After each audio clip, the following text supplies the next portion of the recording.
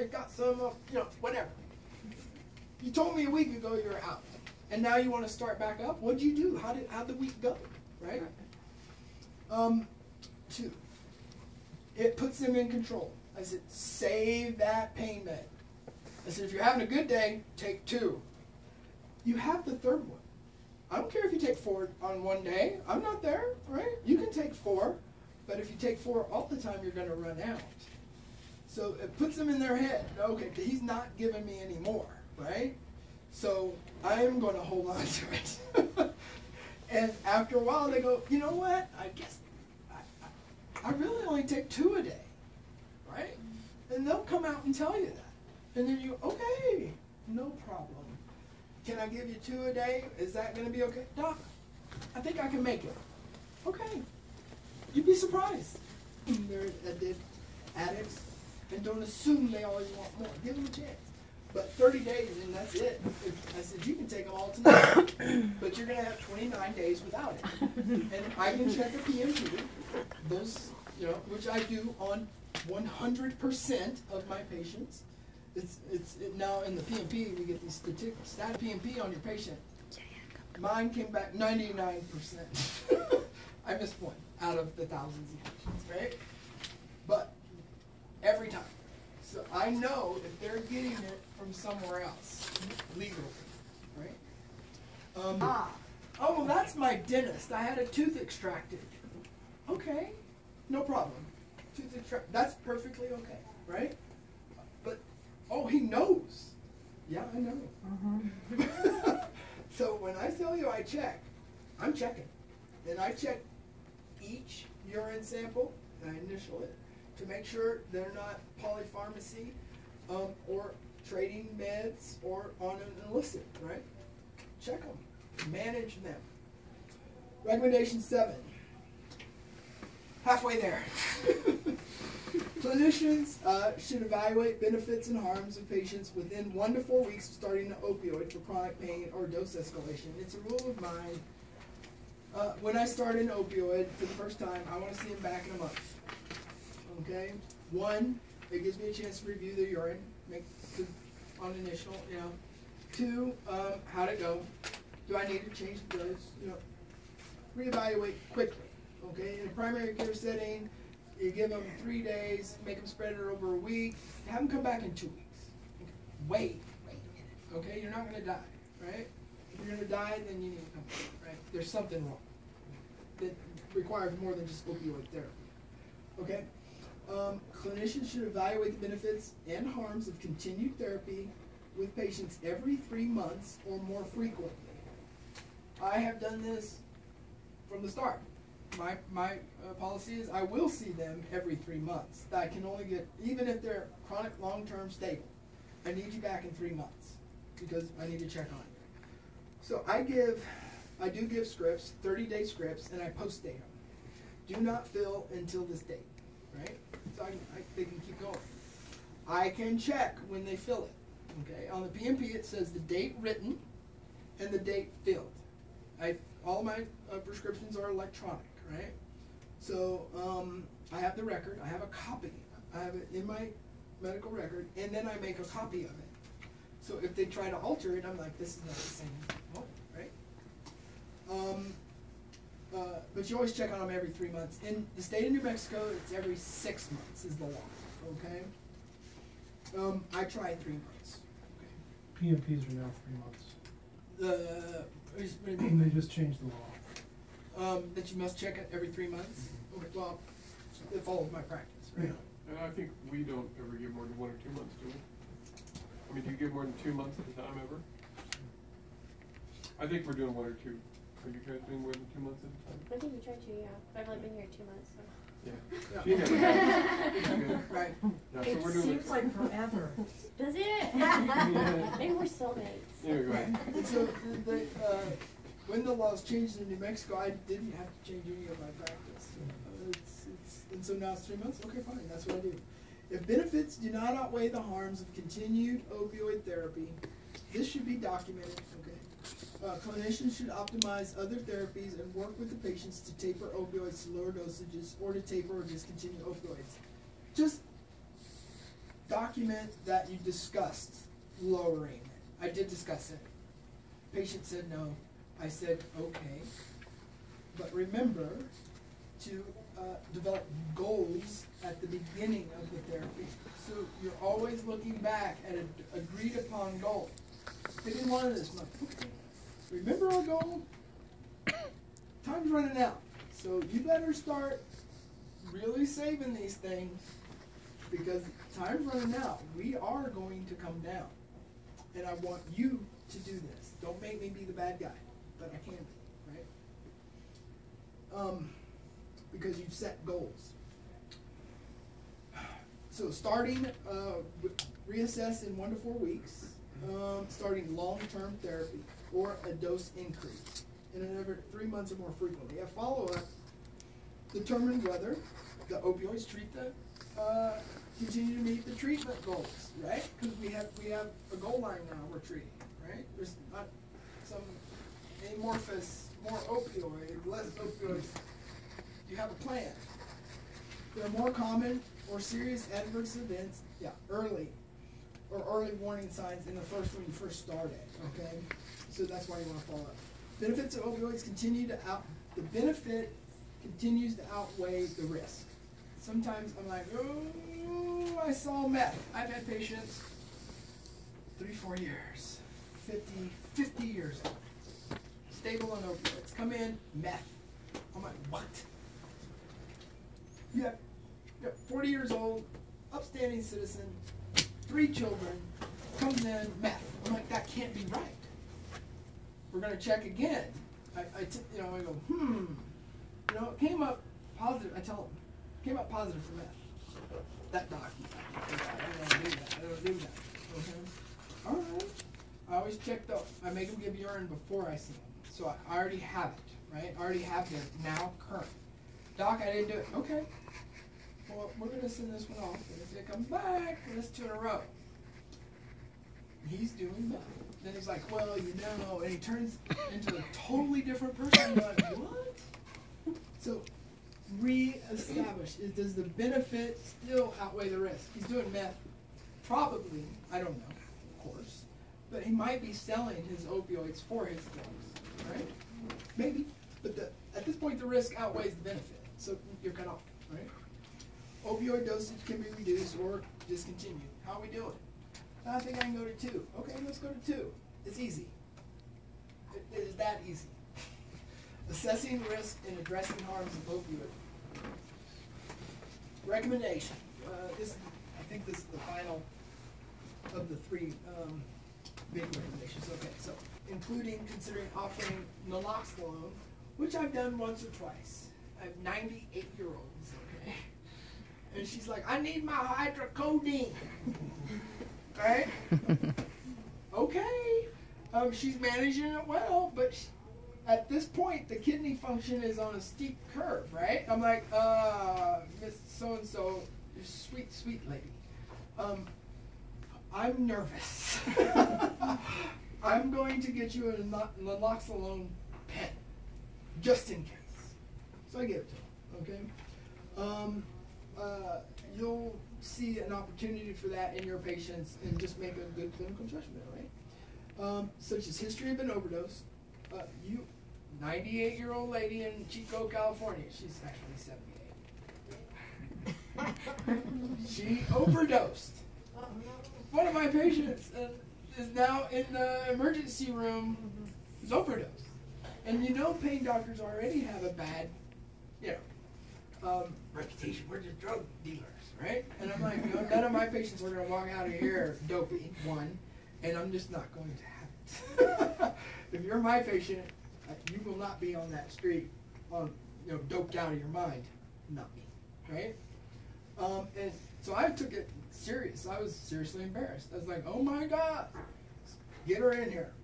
Mrs. So-and-so, what are you taking? Well, I take this yellow pill and I take green and that. I'm like, what? Well, I don't really take them. I just keep them. And my husband, if I complain too much, he gets the pill. And this is real, right? Okay. Wow. I need you to go home and get those pills and bring them to me, and we're going to talk about them today. If not today, I'm going to make you an appointment tomorrow, and we're going to do this. I go in, I'm like, okay. As an aside, I rarely take possession of their opioids. It's a mess. Okay, you have to document everything. I can give you that documentation, but I just try not to do it. Right? So this is serious. This is 10 times stronger than this. Well, I didn't realize, Doc. This is a long-acting. You can't take a long-acting with another long-acting. Well, I didn't realize, Doc. Okay, that's why I am here. This is what we're going to agree to take. Okay, all right, go forth, right? And so you want to always follow up and keep in mind the risk factors versus the benefits. Okay, so mitigate risk include offering naloxone, that's where I left off, risk opioid tool, which I'll get, and history of overdose, history of substance abuse, history of opioid doses greater than 50 milligrams of morphine. We've already established that's not very much. I mean, 10 3 times a day, you're over 50, right? 75. Or key point, concurrent benzodiazepine use. Okay, they track this on the PMP now. It is a very high risk to give an opioid with a benzodiazepine. They don't, it's not an additive effect. It is a potentiating effect. It is a multiplying effect. It's not 1 + 1 = 2, it's 1 + 1 = 11. So concurrent use of benzos with an opioid, I would not recommend. Okay? They track that on the PMP. I'm at 0. After 8 years in New Mexico, 0 of my patients get opioids and benzos. I see it as an anesthesiologist. I know this. It's like dog lab. I can give this and I can give this and I can see it. It potentiates it. Your risk of overdose is high. 1, the potentiation. 2, benzodiazepines have anterograde amnesia, right? That's part of their effect, to forget. So you take your benzoid, your benzodiazepine, Xanax. It's rather harmless now. It's so common. I'm like, it's not harmless. Take your Xanax because you can't sleep. I'm gonna take my pain pill just so I can't sleep, right? So I'm gonna take them both. They wake up in the middle of the night. They hurt. They have forgotten that they took the opioid. They forgot. The memory was not made. That is the effect. It is an effect on you, me, if you're human, if you're a mammal, right? So they take it again. Harmless. Overdose in their sleep. So potentiation and the anterograde amnesia. I said, no, I'm not going to do it. Well, it helps me. Sorry. If you're going to get that, I want you to go to a psychologist or a psychiatrist and have him write it. Because I can't take that risk.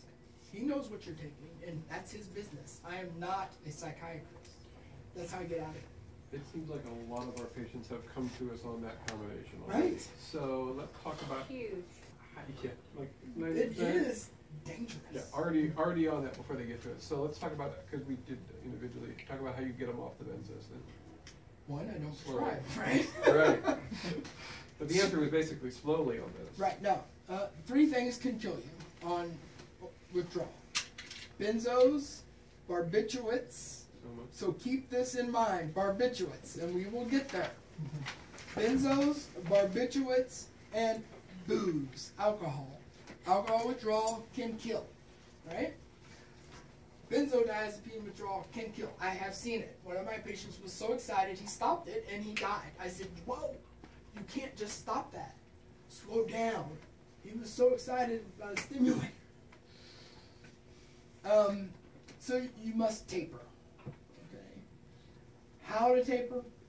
That's up to clinical decision making, I suppose. Depends on how much they're taking. I don't have a formula for it.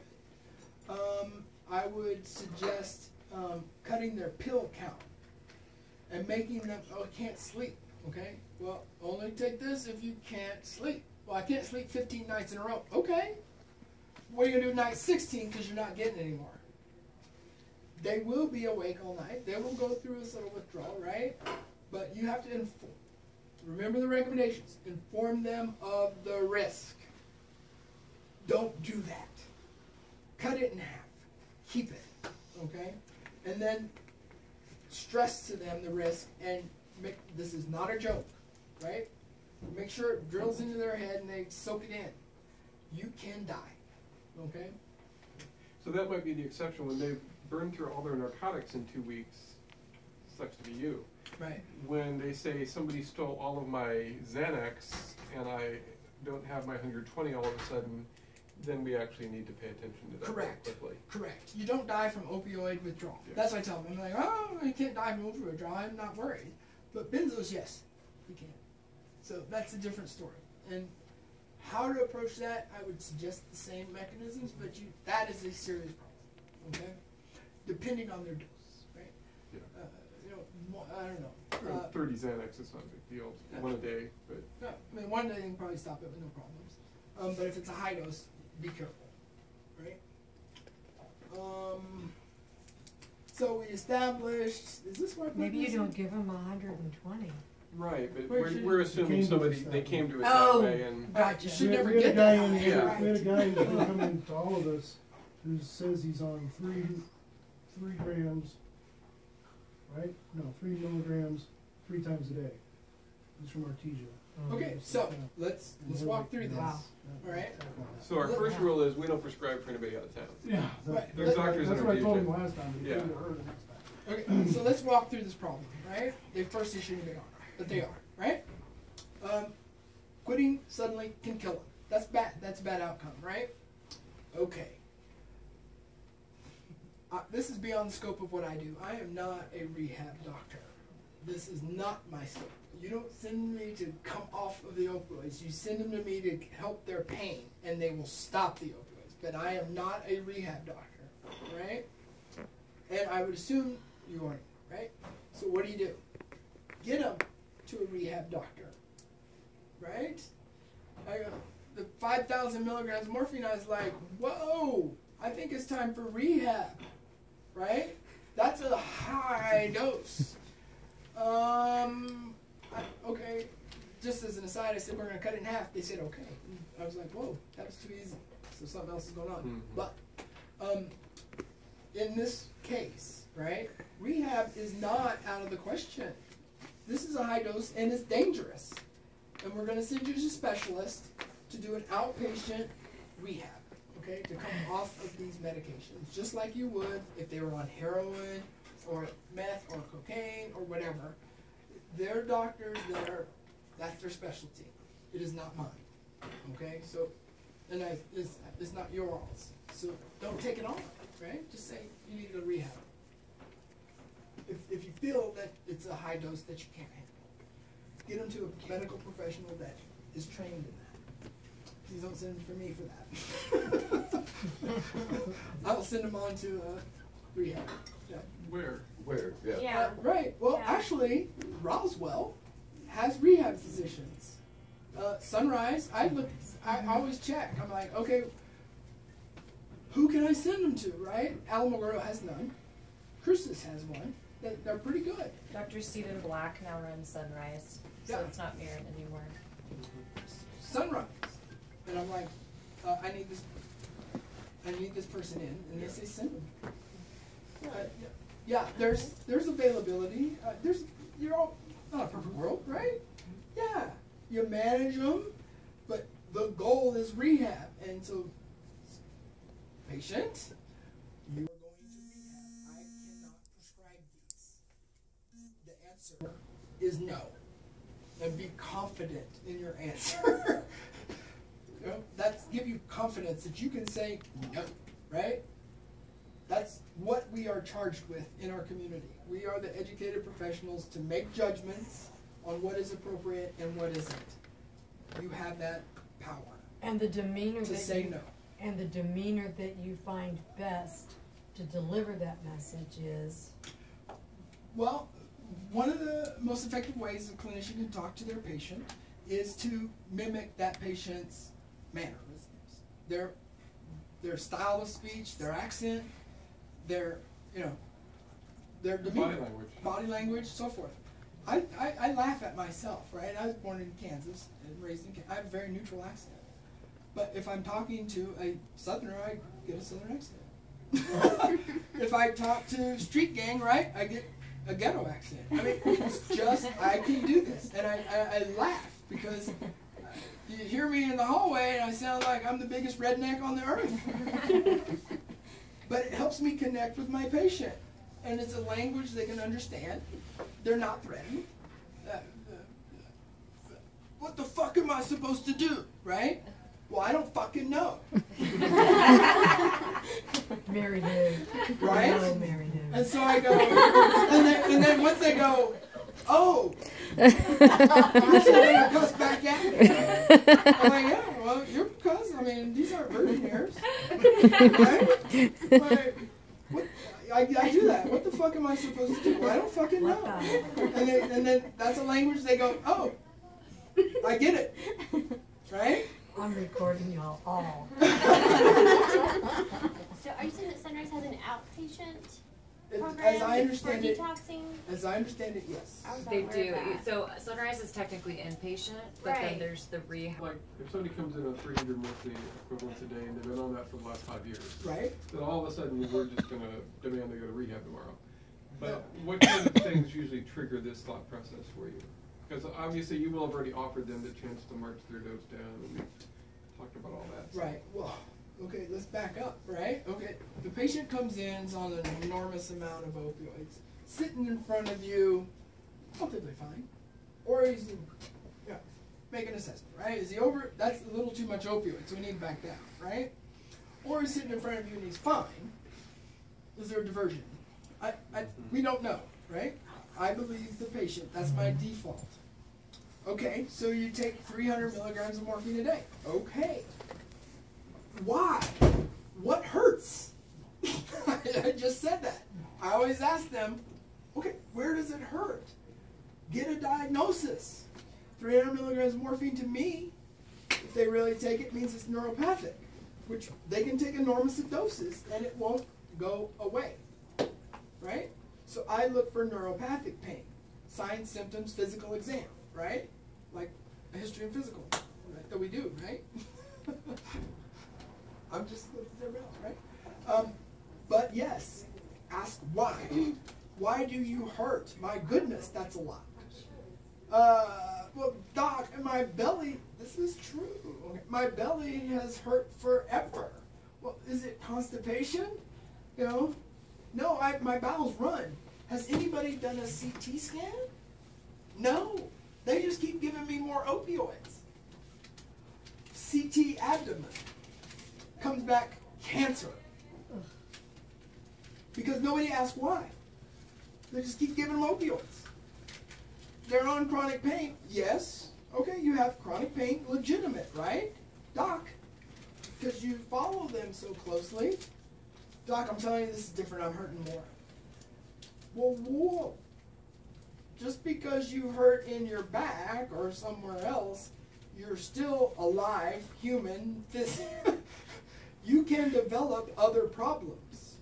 So instead of assuming that it's the opioid that's lost its tolerance or potency or whatever, maybe you should order a different study and look at it. I have diagnosed cancer many times, from primaries who just gave opioids. Okay, no present people excluded, not from anybody in this room, right? But from outside clinicians who are probably very good. Hip pain, I'm like, have they done an x-ray? X-ray came back, there's a problem. MRI, cancer.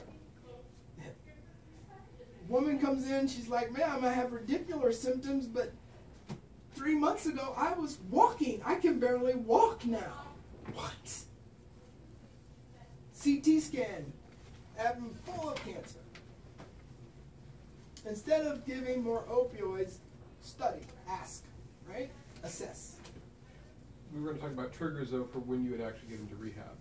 So, you know, I can imagine, again, in this scenario, somebody's been on this dose for 3 years. Right. And one of my triggers would be if they're all of a sudden they are coming in going, I ran out 3 days ago, I ran out 4 days ago, I'm needing more, I want more. And you have, you know, done the workup, and there's no great reason for that, and they're getting out of control. Okay. That would be a great trigger for me to say, hey, we need to talk about rehab. And sometimes the patient will say, if I go into rehab today, I'm going to lose my job, Right. and my family's going to go hungry, and we're going to get kicked out of our house. But then you can negotiate, well, If you don't, you will die. yeah, that could And be then true. what are they going to do? And then, well, can we get it lined up for a week from now or 2 weeks from now? Bargaining with an addict, right? They'll bargain every They might, but they'll sometimes bargain. I've seen folks be able to say, well, you know, they go talk to the boss, and the boss says, yeah, as of next Monday, we can make that happen. Right. And, Okay. and you know, you make it Just work, but now we're talking addiction, right? Yeah. Benzodiazepines, they're maybe not addicted, but they're surely dependent. Mhm. So that's a trigger for rehab, right? They're not an addict, but they need to have a controlled reduction with benzos. Now we're talking opioids, right? So they're going through their opioids too fast. Are they diverted? No. Okay, this is a case of legitimate addiction, right? Well, with addiction, the definition of addiction is to continue to do something that you know is bad for you. That's one. And drug-seeking behavior. Okay, that's actual addiction. So one, they're running out. They're an addict. They're getting it from somewhere else. Okay, that is the definition. They're drug-seeking, so they're buying it off the street. You'd be surprised how many patients tell me this because they want my help, right? Okay, so now we're at addiction, right? So you assess. I watch Intervention. I don't know, it's compelling television. The first seasons, now it's kind of subtracted. But anyway, so you assess. Is this person way out of control? That you need to go now, right? Or, Mr. Jones, I think we have a problem. And Mr. Jones is addicted, but that doesn't mean he's going, he can tell the truth. He can say, yes, I think I have a problem. I think I have an addiction, okay? Okay, that's reassuring to me. I'm like, okay, so now we have a problem. I always say, right, because I'm here to help. So now we have a problem. Okay, so what do you put them in control? What do you want to do? Doc, I don't know. Would rehab be something? I would recommend rehab. Okay?